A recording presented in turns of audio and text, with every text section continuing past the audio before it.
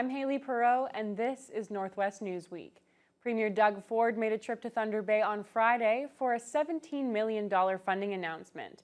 The money will be used to train 36,000 skilled trades workers in Northern Ontario. Ford was also asked about the future of the Terrace Bay pulp mill, with the Premier remaining committed to getting it back open.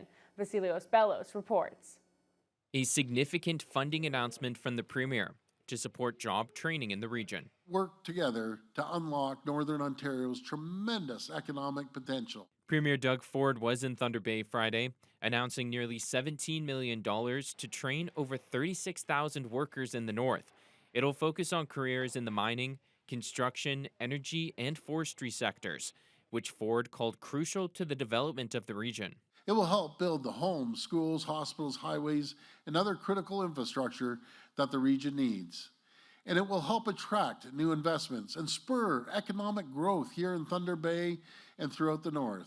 The majority of the funding, $10 million, will be going towards Agnico Eagle Mines Limited for training. The rest will be divided between 5 other organizations, including the Ironworkers Local 759, where the announcement was held. The funding there will build a new training center with welding facilities. To laser target the workforce we need, we must partner with local employers, labor unions, First Nations, and nonprofits who know what is needed on the ground. To better serve Northwest Ontario, 759 has a big vision to help meet our employer partners' needs for critical infrastructure and for the future of our industry. A training center is the key to this. During the news conference, Ford was asked about the Terrace Bay mill, which has been closed since January. Last month, union officials called for a sit-down meeting with the Premier on the situation, with no response yet. Ford insists he wants the mill open, but couldn't provide specific steps the government is taking. Again, I wish I could dictate the market, right? The market is changing. We're going to come up with ideas with the frontline workers, how we can potentially find a new buyer, save the mill, but that's our ultimate goal, to make sure they're taken care of. Vasilios Bellos, TBT News. Thunder Bay's 2 Liberal MPs are talking about whether they'll run again in the next federal election. The Trudeau Liberals are struggling in the polls, so we asked Patty Hajdu and Marcus Pulowski about their political intentions for the next vote, expected to happen in 2025. Joel Mendelson reports.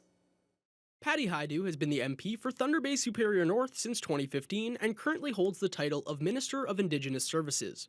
In 2021, she won her riding by a margin of more than 5,000 votes. Hajdu says she is more focused on the remainder of her current term rather than the next one. I sort of stay focused on the day we're in. I think it's really important that I continue to do my job as the elected member of Parliament, and it's a huge honor, by the way, to represent Thunder Bay Superior North and all the First Nations in the riding, as well as being the Minister of Indigenous Services. In my day-to-day work, meeting with constituents, helping people with their different challenges as they arise, and really just, I think, essentially having a good time doing this job. And while Hajdu hasn't announced whether she'll seek re-election, her Liberal colleague in Thunder Bay Rainy River has decided to run again. Marcus Pulowski was first elected in 2019 and then won his riding again in 2021 by slightly less than 2,000 votes.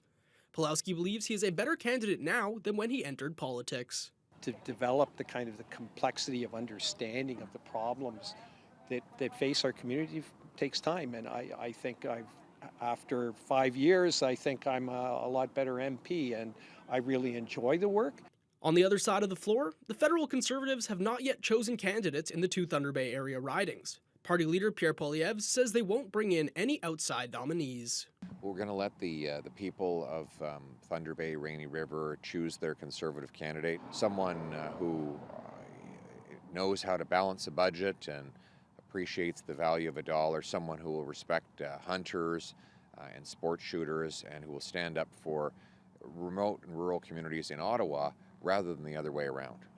The latest polls show that if an election were held today, Poilievre would likely form a majority government. Joel Mendelson, TBT News. Ottawa and the province are looking into ways to combat alleged illegal fishing by Americans in Lake of the Woods and Rainy River. U.S. fisher guides have been accused of taking American anglers into Canadian waters illegally. The federal Conservatives addressed the issue during Pierre Poilievre's recent visit to Fort Frances. Justin Hardy has more.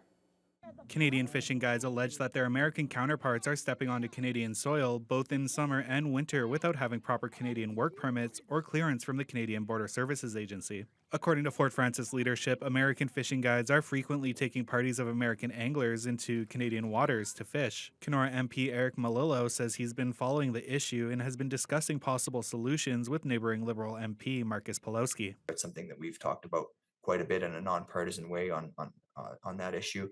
I've also engaged with members of Congress on the Minnesota side to raise some concerns about that. So that's a constant discussion. I don't have any announcements or anything like that at this nature to be able to share with you, but that's definitely something that we've been talking about. We understand the concern with it, and we want to make sure that we can have a policy that works for everyone and is fair for everyone. Federal Conservative leader Pierre Poilievre was in Fort Frances in late July as part of his Northern Ontario tour. He says if he forms the next government, he would take a hard stance against illegal fishing. We would definitely impose strong penalties on poachers, and we'd work with our American friends to crack down on anyone who's doing poaching. We need to protect our natural heritage and the species that are legitimately hunted. The Ford government says it will be stepping up border monitoring now that fishing season is open, and they will supply documentation to the Canada Border Service Agency, pressuring American guides to have a work permit to conduct business into Canadian waters. Justin Hardy, TBT News. A proposed solar farm deal in Terrace Bay could spell the end of the popular drag racing festival in that community. Town Council is in talks with EDF Renewables that's eyeing the former airport site. Mayor Paul Malashewski says they're leaning towards making a deal which would provide a big financial boost to the community annually. So that would be $200,000 towards the town finances, which is a good benefit to the town.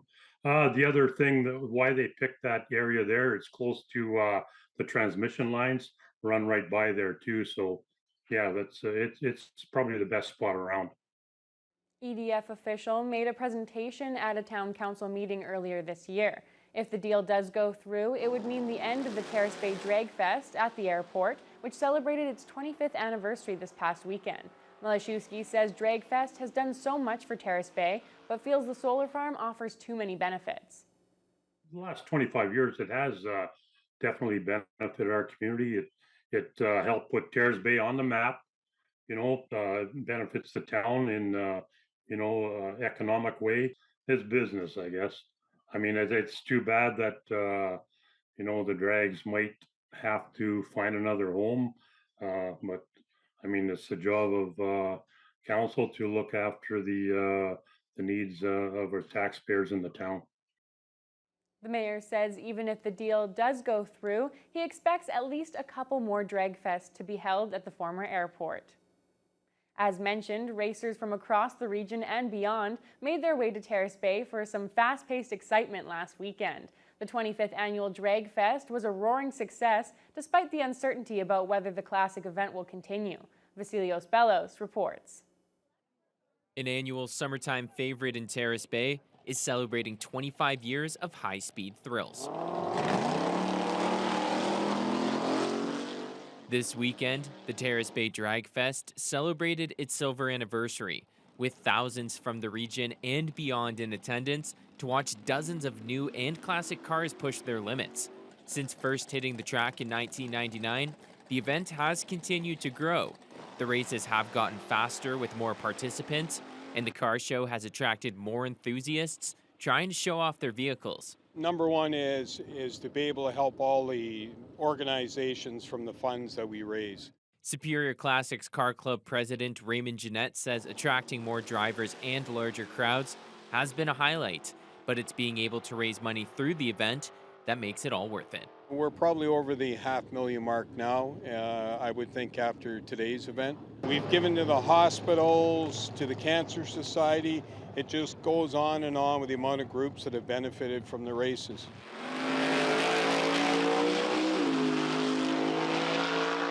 With the event now running a quarter of a century, many drivers have been making memories at the races for decades. There's a community of racers that basically you can't get much better people. That includes Steve Postumus, who has been driving in the Terrace Bay Drag Fest for 17 years and says quite a bit has changed in that time. You get a little better.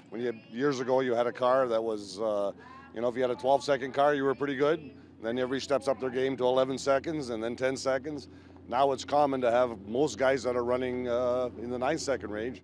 There was a bittersweet feel for organizers during the event, with uncertainty whether this would be the last Terrace Bay Drag Fest. There's talks of a solar farm looking to buy the airport, which Jeanette says could put the brakes on the event for good. The amount of money that would take to lay down a track this long, we don't have the pockets for it. So definitely I would think that would be the end of the Drag Fest. But right now we're just thinking positive, we're shooting straight forward. And even with the uncertainty surrounding next year's Terrace Bay Drag Fest, organizers are remaining confident they can keep it going for another year and continue supporting organizations across the region. Vasilios Balos, TBT Sports. Meanwhile, Greenstone OPP also witnessed some drag racing speeds last weekend. On the afternoon of August 3rd, officers spotted a vehicle traveling 199 kilometers an hour on Highway 11 near Jellicoe. The 38-year-old driver from Thunder Bay was placed under arrest and charged with stunt driving, dangerous driving, and operating a vehicle while impaired by drugs and alcohol. It's time now for a short break. When we come back, we'll check in on the 9 Matawa Chiefs at their annual AGM. We need to be part of that conversation. And, having that opportunity to meet through tribal council does help.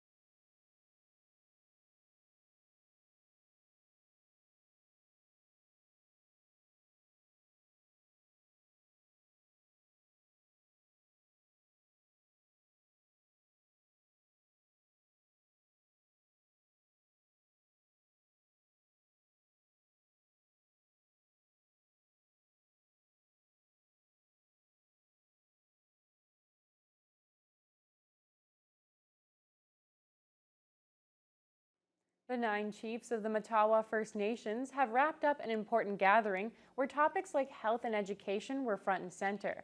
Matawa's annual general meeting was held in Niskantaga and was also attended by Kiiwetinoong MPP Saul Mamakwa and the new Ontario Regional Chief Abraham Benedict. Justin Hardy has the story. Matawa First Nations held its AGM with representatives of each of the 9 First Nations that make up Matawa.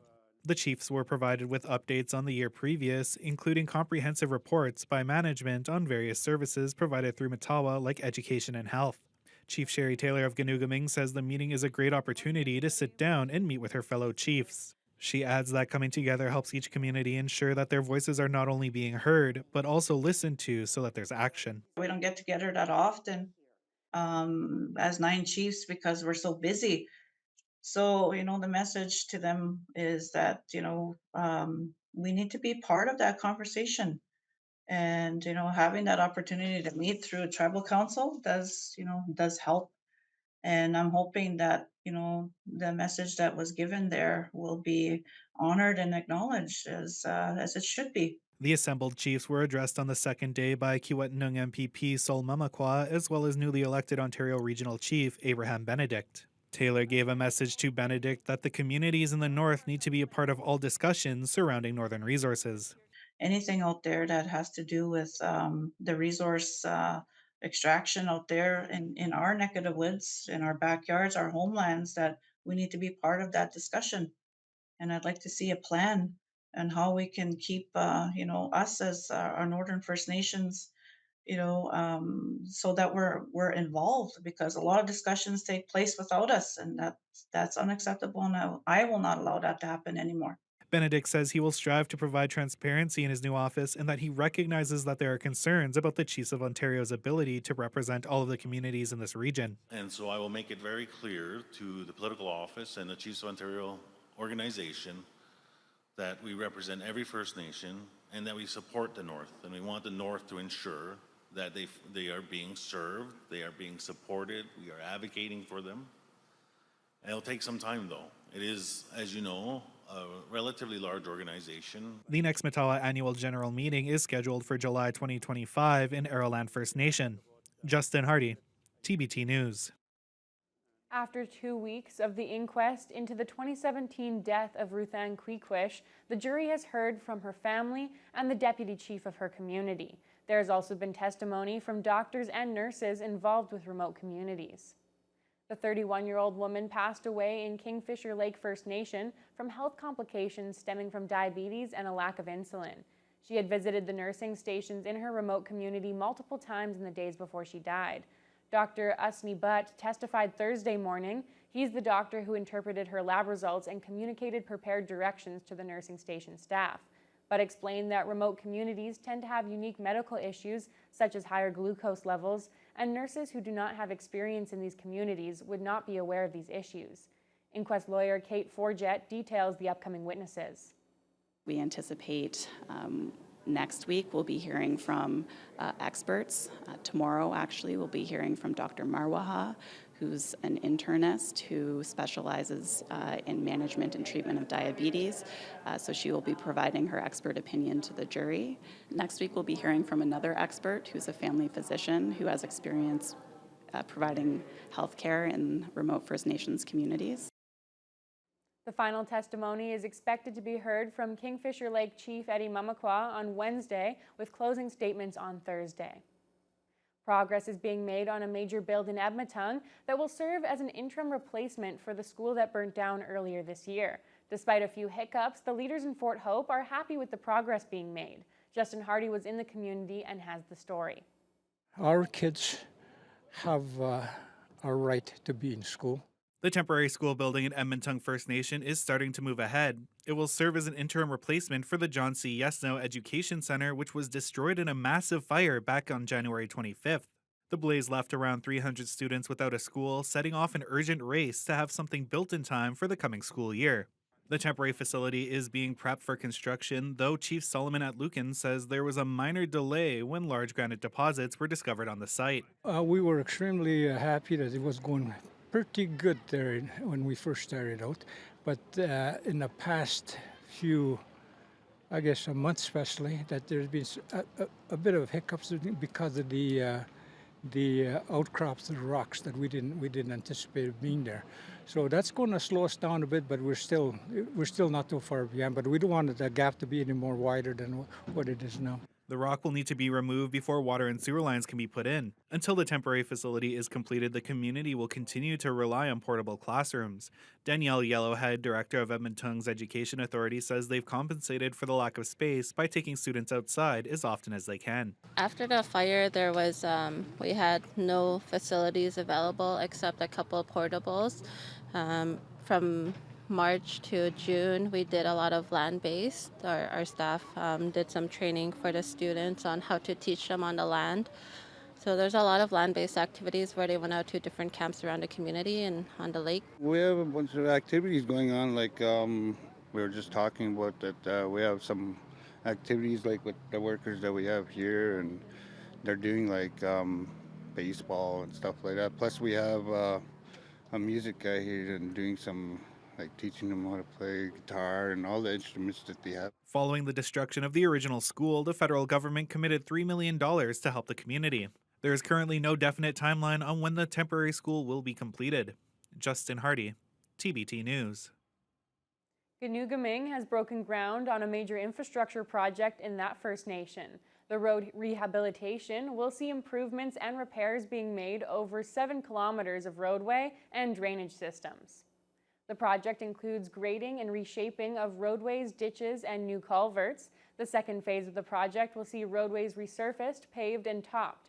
Chief Sherry Taylor says the project has been a long time coming and much needed for the community. Ganoogaming has had serious issues with water not draining properly, threatening damage to homes and roadways, especially during the spring thaw. That would lead to a lot of devastation on our people, especially those that were being flooded.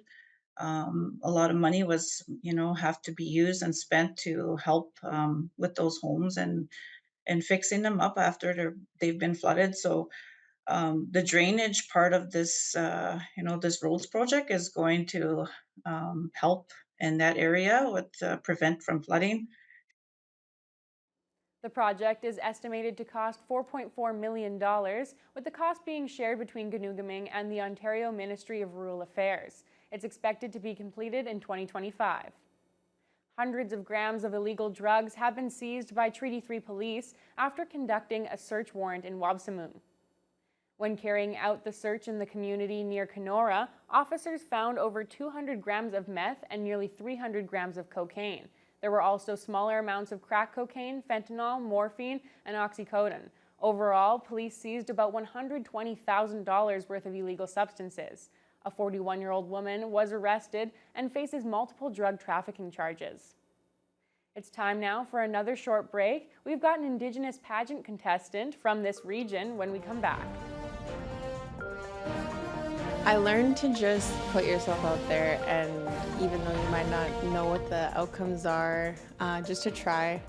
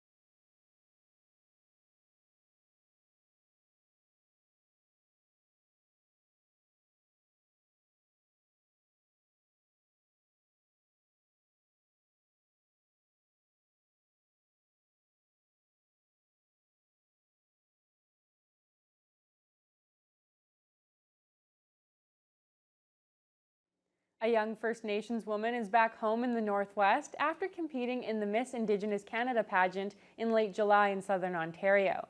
Jada Gregg did not win the title, but she did bring home the Academic Achievement Award for an essay she had pre-prepared for the competition. Gregg is Ojibwe and a proud member of Lac-Seul First Nation.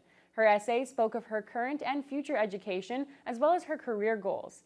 Gregg is a registered nurse currently working at First Nations Alliance Tribal Council as well as with Tikanagan. She's also on the Hear Us Youth Board, which acts as a voice for the youth in care. She says her entire career is targeted around working with Indigenous youth and hopes to be able to uplift her community and bring back some of what she's learned. I learned to just put yourself out there, and even though you might not know what the outcomes are, just to try and just to believe in yourself and just to be confident in what you do. And I really want to bring that back to the youth in my community and the youth across Canada, because it's super important to just believe in yourself and be confident. Gregg says that she hasn't even started to consider if she will continue on and enter more pageants, but she is open to the idea, especially as she has walked away from this one with 25 new friends. Forest fire activity in the Northwest region has increased to more typical levels following the hot, dry weather over the past few weeks. It's a noticeable change from the spring and early summer when the wet weather kept the number of wildfires very low. As of Friday evening, there were 32 active wildfires around the Northwest region. 6 of them are considered under control, and the vast majority, 26 fires, are simply being observed. That means they don't pose any immediate threat to communities or infrastructure and are being monitored while they're left to run their course. So there are some species of tree, for example, that do require the heat from a forest fire in order to open up the seeds so that way they can germinate and then properly grow. So the jack pine is an example of that kind of tree. Sometimes wildfire is also good for clearing invasive plants or species out from an area, allowing the other trees and plants to grow. Although more fires have been burning in the Northwest, the MNR has still been able to provide assistance to other regions facing much more severe fire conditions. A 26-person incident management team was deployed to Alberta on Monday. A total of 298 personnel are now assisting the western provinces. That's all for this edition of Northwest Newsweek. We'll be back next week with more of the top stories from across the Northwest.